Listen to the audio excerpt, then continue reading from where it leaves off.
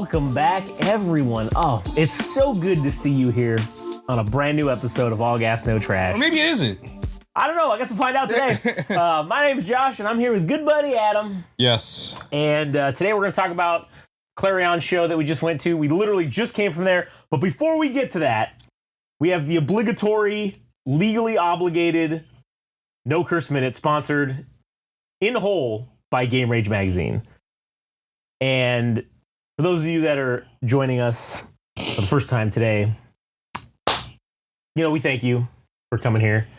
We appreciate it. And, this is just something you're going to have to get used to. All right. The Game Rage Magazine fellas, they give us pizza. They buy us pizzas. They do things of that nature. So we got to do this for them. All right. We have passed the No Curse Minute. And, man, I have some fucking things to say. So, all right. Yes. Go ahead. Well, we went to the Clarion show at the DBZ Backstage, right? It's DBZ Backstage. And, man, that was a choice. I guess is the best way I can put it. That was a choice. I think a crime was committed on multiple fronts, and the biggest injustice was towards Clarion. Yeah, I agree. But let's start off from the beginning. Let's do this in chronological order. Yeah. All right, so we'll start with the first band that we saw. I don't know if we just missed whoever the actual first band that was on the bill was, but who cares? Fuck them. No big deal. Don't give a fuck about them. Yeah. Citrus Park, all right, they were the first band that played, and they're a local band from the area. They're from Riverside, and which is the next city over from where we're at. And man, I have to say, I enjoyed their energy. Like, I enjoyed the music that they played. It was not bad. It was all right. It was pretty fucking all. It was all right. Yeah, it was. It wasn't the best shit I've ever heard. No. But honestly, I think their set I liked better than Clarion's set. Yes. But that's not Clarion's fault. That's not. Yeah, clearly wasn't Clarion's fault. But this band was. Yeah, they weren't S tier band, so to speak. They're a band that is good. Yeah. But they have a lot of things to work on. One, the lead singer needs to make more eye contact and not have her fucking head looking down. These guys can play their instruments. Oh, they're very technically competent. Very technically competent. They can play their instruments, but it's a little bit more. I think we needed a little bit more from everybody as far as like engaging with the crowd or having a little bit of charisma. I don't know if you have to roll for that or you got to roll for it. But see, that's the thing. Sometimes you roll and you get shitty fucking rolls. Yeah, so you got to level up, man. But anyways, this wasn't a waste to go to this thing. I think to some degree, it was nice to see things at what you would probably call like a grassroots level, because clearly the bands aren't at the tier of things that are performing at the Roxy or everybody's like working on something or trying to improve or just to get onto a bill to play shows. And they're not perfect, but it's cool seeing things from the start or in development, I suppose. And that's what I think I enjoyed about it, is the venue itself, somewhat unprofessional, I think, a little bit. They have pretty decent equipment, but as far as like the personnel, specifically the audio engineer, I think he sabotaged a lot of bands tonight. And but that's even so, like Citrus Park actually sounded all right in spite of that. Yeah. And so I think that Citrus Park is a very top tier local act. I think they can do very well here in the Inland Empire. I think they can go book more shows that are like this. I think eventually, yes, like you said, they have shit to work on, right? Yeah. They're I don't know where they're at in their musical career, because again, we've never fucking heard of any of these assholes outside, and I'm not saying assholes in a they need a signature look too. They do. They just look. I thought they were members of the audience when they were coming in. I was like, oh shit, that's like oh shit, those people were just standing around by us. Like, oh man, they're playing. Oh, that's crazy. Yeah. So, I think that they need to, more eye contact from the lead singer. But other than that and their live presence, I guess that needs to be a little bit worked on. But there's some base level what's the word I'm looking for?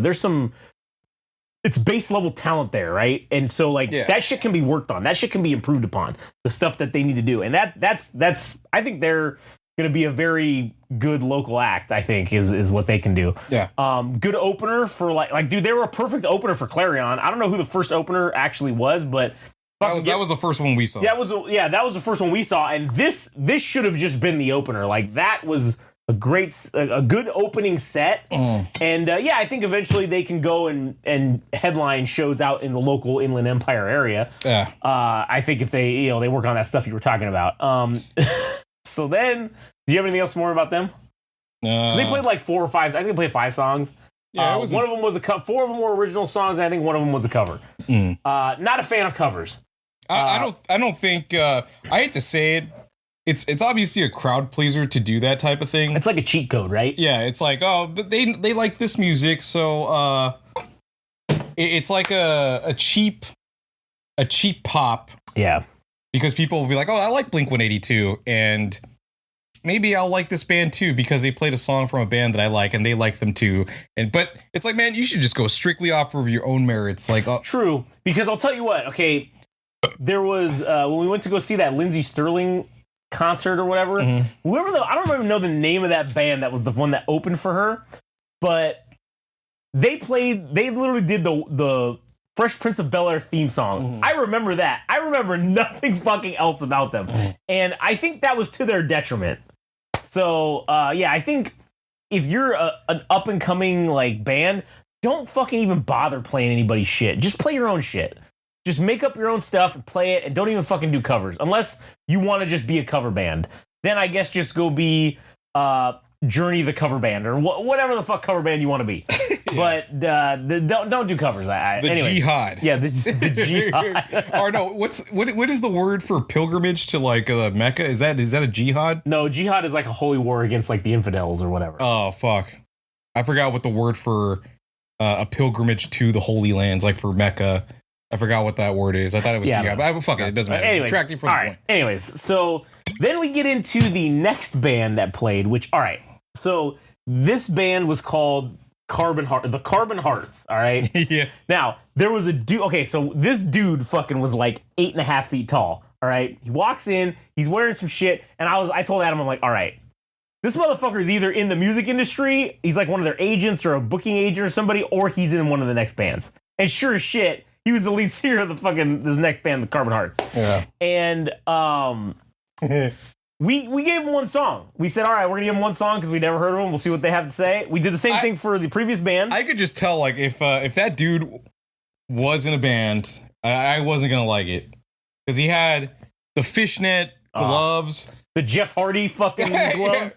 I felt like it was gonna be some goth alternative rock type of sound or something along those lines, and it wasn't terrible, but it's like, this isn't really my cup of tea. It wasn't, but you know what he looked like? He looked like if Lurch was in Lurch from like the Addams Family. He's like the tall motherfucker guy. Yeah, if he was in Twilight, like that's what this dude looked like. Like fucking I don't know, man, like Kevin Sorbo or something. Yeah, all right. He looked like an emo a vampire version of Kevin Sorbo. You're right. He did look like that. And I'll say this too. Whereas we said the lack of eye contact with the audience was the previous like kind of a criticism of the previous band.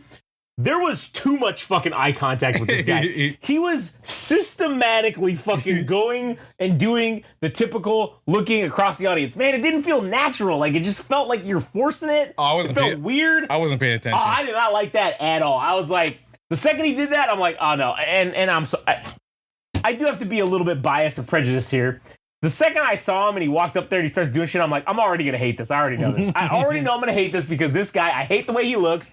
I hate his face. I hate all of his hair. I just want to. I'm going to hate it. I'm going to hate it. And I said, all right, let me just put that aside and let me just give it a chance. And the second when he did his first vocal thing, I was like, Nope, terrible. Hate it. Get out of here. We walked out and we sat outside. Yeah. And we just listened to the rest of it outside because it was not worth the blown eardrums to hear their garbage. Yeah, I don't know. So his girlfriend was like helping him. Man, she was helping him move gear and shit, dude. But she looked like apathetic towards the whole goddamn thing. Looked like she hated to be there. Like she was wearing the band girlfriend uniform. All right. Yeah. Like literally wearing like I was looking for the number on the back, the band like the number, like the jersey number on the back. Like, she was, but she looked like fucking miserable, dude. She looked like she did not want to be there. She had these platform shoes. Like creepers, and then some kind of like black everything, a vinyl skirt, like mini skirt or whatever, and this is the other thing, some shirt of a band that wasn't even them. Oh no, that was a movie. That's a movie. I thought it was a Return. band. Return of the Living Dead. But like either way, why wouldn't you just? It's a B horror movie. But anyways, beside the point, I guess. Yeah, she looked like she. I don't know how this guy pulled this chick.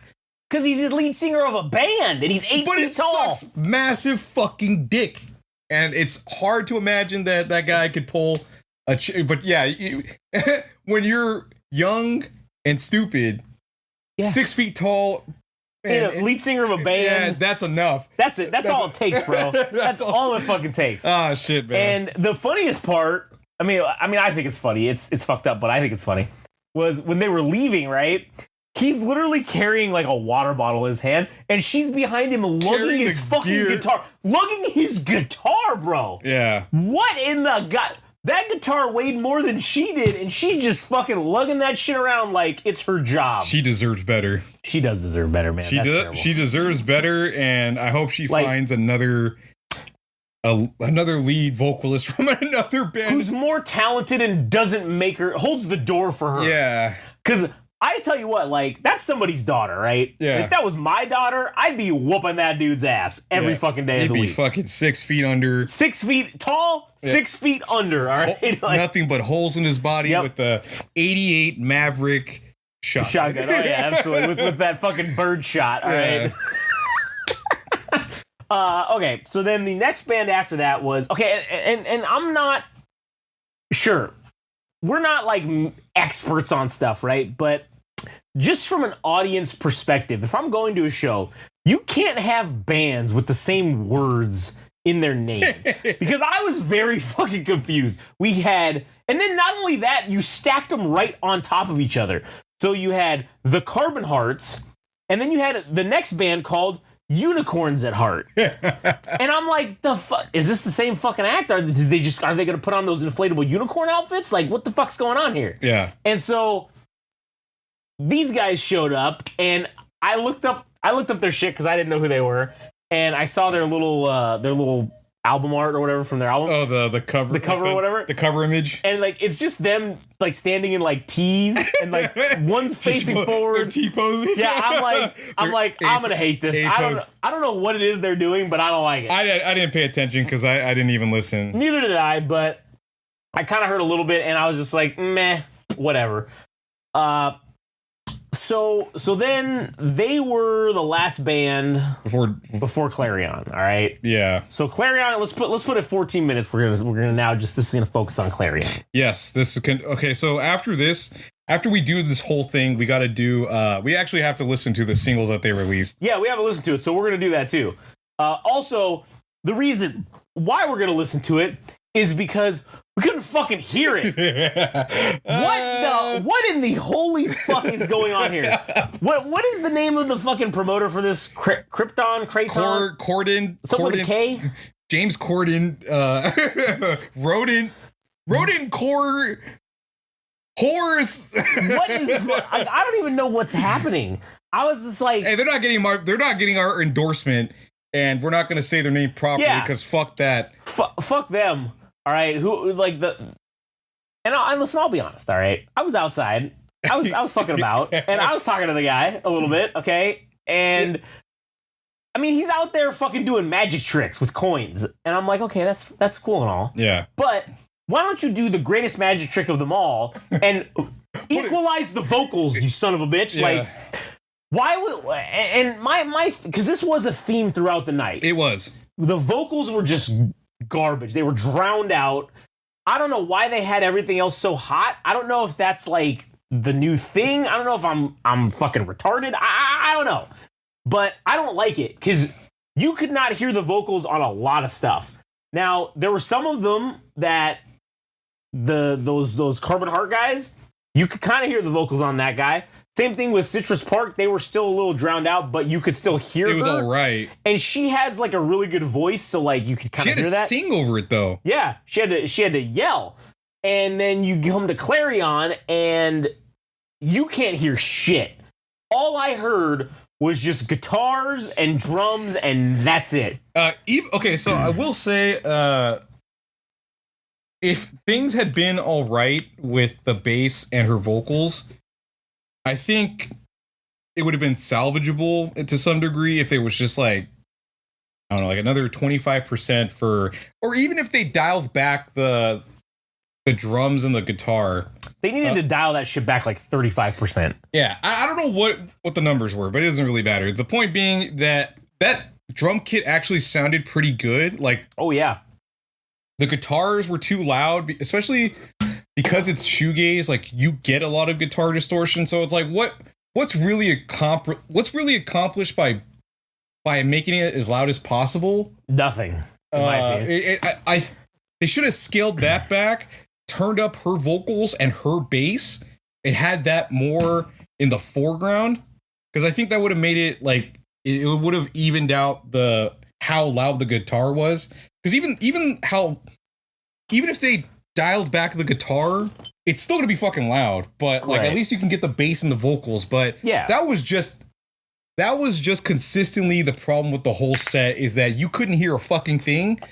But on the other side of it, if there was like a positive note, there's something about this band. I don't really know how to explain it unless you actually go in person and see it.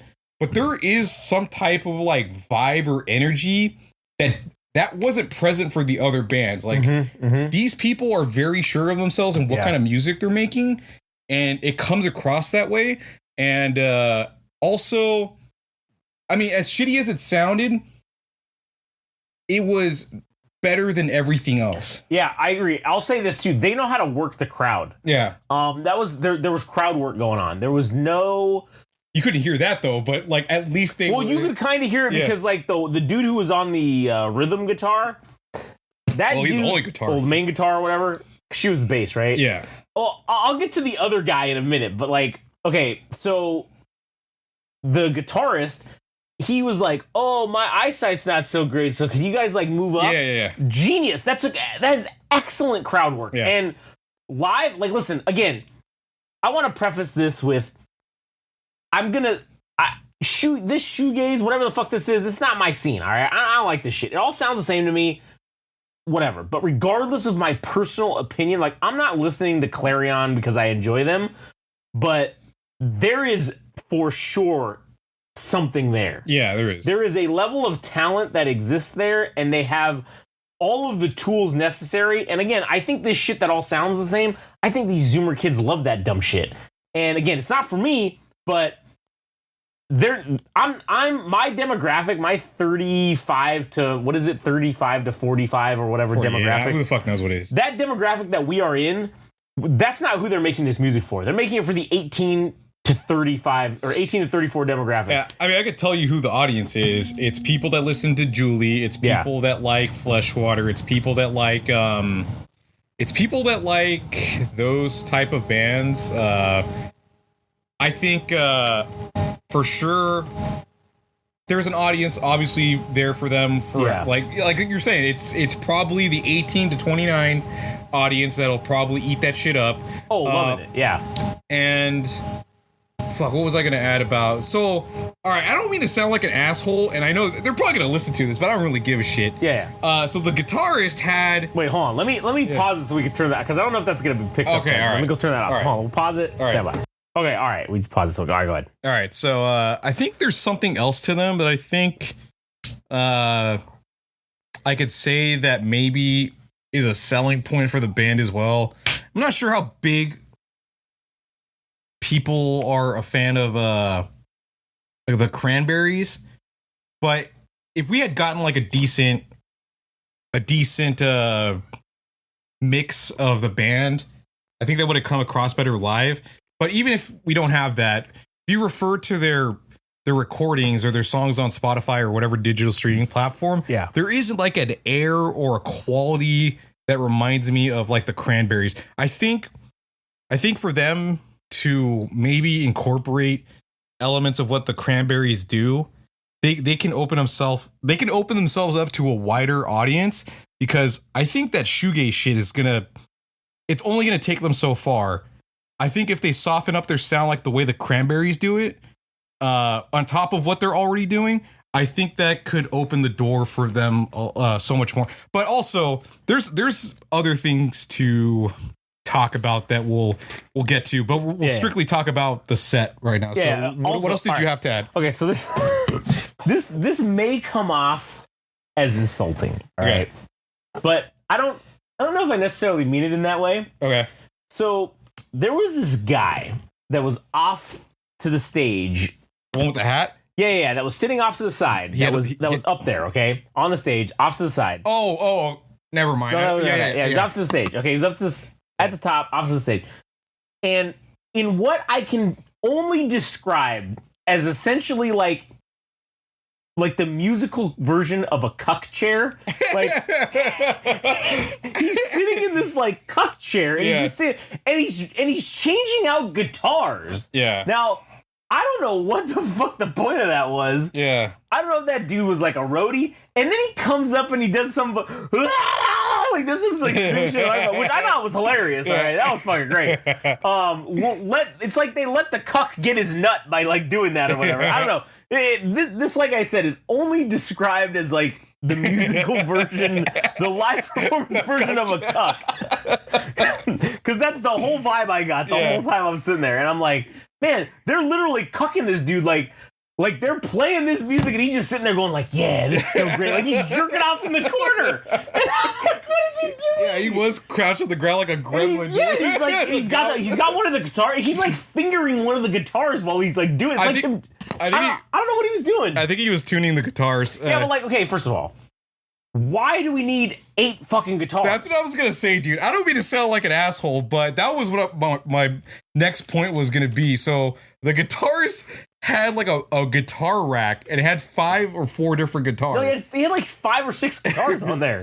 And I'm like, God damn, dude. Like, okay, maybe it was to save time. Maybe it was just to save time, so he didn't have to tune his guitar.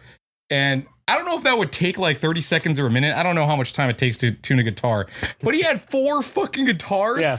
And every goddamn song, I don't want to say they sounded the same, but because of how badly shit was mixed, it sounded the same, and you wasted your fucking time. Yeah, you did. Yeah. It didn't sound any different. They all sounded exactly the same to us. Yeah. Standing in the audience. And bias is confirmed by talking to other people in the audience. Yeah. Because we talked to other people in the audience, and they were like, yeah, couldn't hear the vocals. The shit just was bad. It was just the audio engineering was fucking horrific. They drove from LA to come. Man. They came all the way from LA to come and see this band perform at a small local venue that. Because we were like, all right, there was like 40 something people in the audience, right? A lot, like a few of them were from other bands. Yes. But let's just say there were like, whatever. We'll just give them like 35. We'll give them 35 like actual paid tickets, right? So they came to a venue of 35 people to watch Clarion play, and the audio engineering fucked them. They drove 30, she said it was like 30 something miles that they drove to come here. And, I just couldn't believe that. I was like, damn. I said, we came and saw this because we live here. Like, we're out here in this, what some people, or I should say most people from LA consider our Inland Empire area to be out in the boonies. That's what they refer to us as. Yeah, I don't think people drive more than a 15-mile radius from LA. No, they don't. And so to come all the way out here, according to them, and then to be fucked like this, they paid $12 fucking likely for the ticket. Which was 16, like with the fees. Well, no, it was 13 something with the fees if you bought it online. I don't think those guys bought it at the door. They bought it online. Now, granted, they were driving a Tesla, so they didn't fucking have any.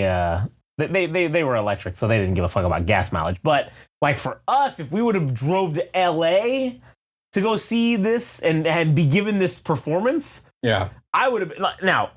I would have been pissed. All right, I might have strangled this dude who fucking was running this thing. I might have been like, "Hey, come here for a second," and just choked him out like Homer Simpson does to Bart. Yeah. On The Simpsons.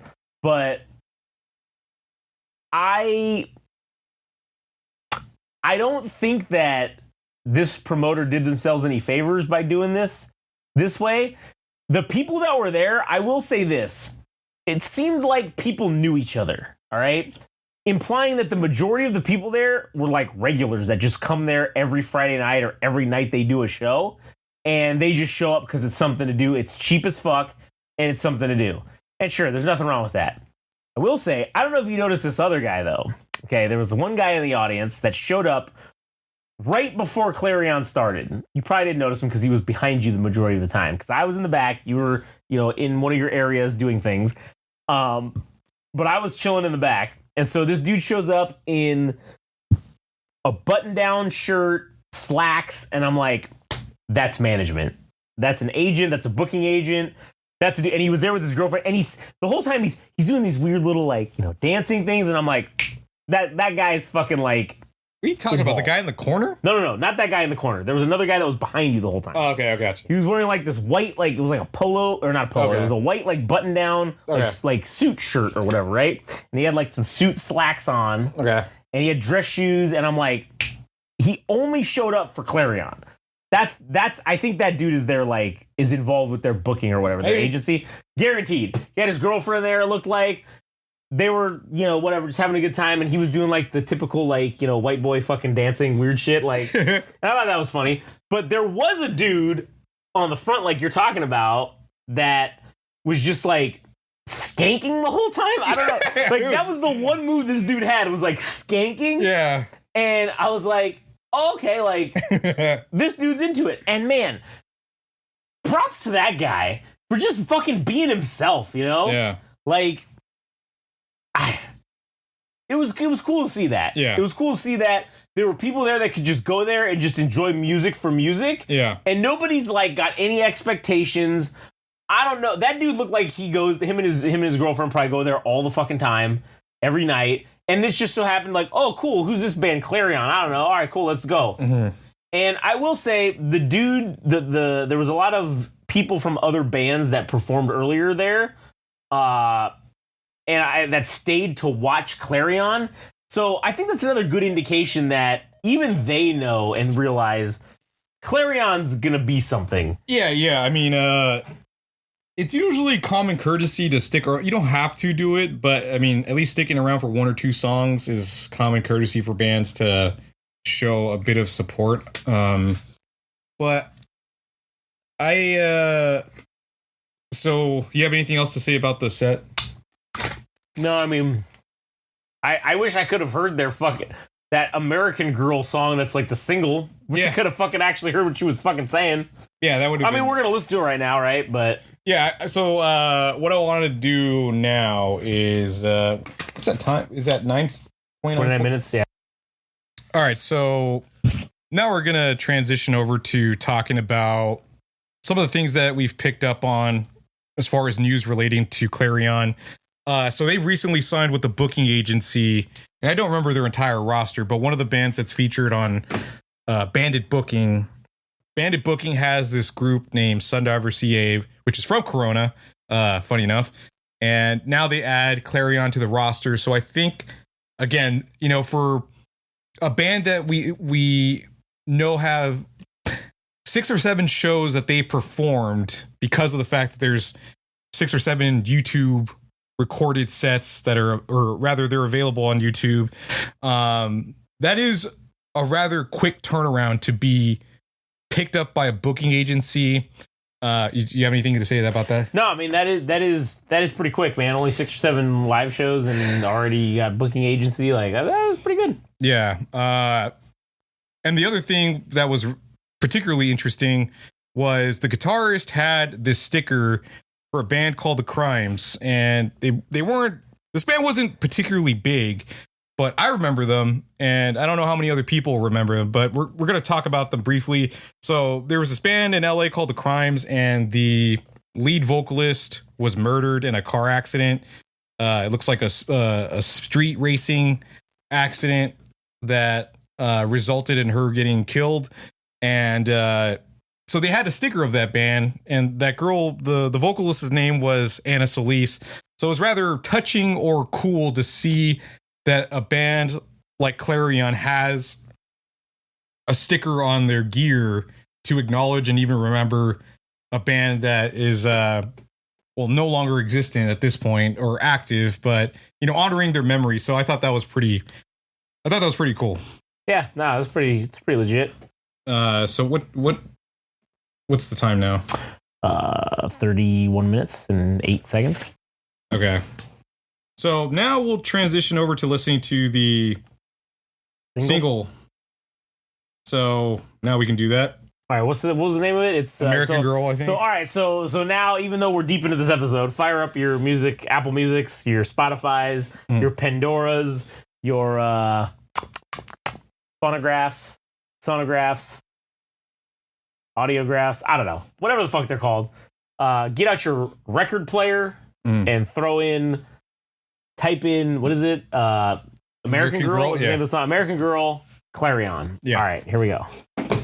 All right, that was the new single, American Girl, from Clarion. It does look like they are skewing the anime style. All right. Stuff. Well, I mean, they're still have it on there, but like the background's not like, I don't know. It's interesting. All right, I'm going to point something out. All right, let me hear it. I don't know if this is me taking a shot at them. I might be. But let me point something out to you. Okay. So we're going to, if you have a phone or even a computer, I need you to pull up Julie's catalog of music on whatever your digital streaming platform of choice is, because I hate to say it, man, but Julie came out with this EP like a while back, right? It's called Pushing Daisies. Yeah. So I don't have a giant image, but this is merely to point out the fact that this single that they came out with, like the Clarion rather, it reminds me of this cover from Julie. Like it's fuck, it's the same thing. It's kind of the same. No, it's the same fucking thing. Look at it. Okay, listen, the color scheme may be different. It's drab. Okay, but look, there's an anime chick. It's their own style, like their own character. Yeah, but like it's a collage art. It's like the collage art with the. But man, I'm just saying that there's a similarity that exists. There is. Yeah. God damn. I think that font might even be the same too. Oh, that hurts my soul. Yeah. God damn it. So let me just point something out real quickly. If you guys are gonna set yourself apart from all the other shoegaze bands, you gotta just do something to set yourself apart. And I don't know. Gotta do something different. Just do something different. That's the suggestion that I have. That's all I got. You know who's really good at putting together album art? That's Millennial Frog, all right? Millennial Frog puts together the most decent and the most all right album art that I've ever seen. What are you trying to get at with that? I don't know. I'm just fucking being an asshole. I'm just trying to self-promote my own shit, all right? Like, fuck off, okay? Yeah. Jesus Christ.